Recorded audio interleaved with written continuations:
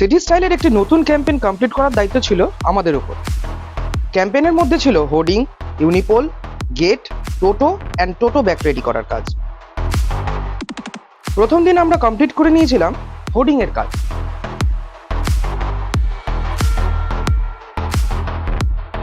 Next ডেতে আমরা প্রথমে টোটো ফিটিং করার পরে ইউনিপোলে ফ্লেক্স ফিটিং করে নিয়েছিলাম।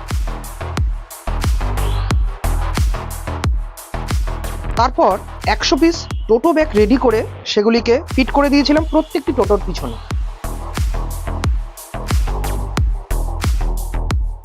ক্যাম্পেইনের শেষ কাজ ছিল আমাদের শপিং মলের সামনে গেট ইনস্টলেশনের। আমরা অর্থাৎ সাইন আর্ট ক্রিয়েশনসের গোটা টিম এই ক্যাম্পেইনটিকে শেষ করেছিলাম ডেডিকেটেড ডেডলাইনের অনেক আগেই।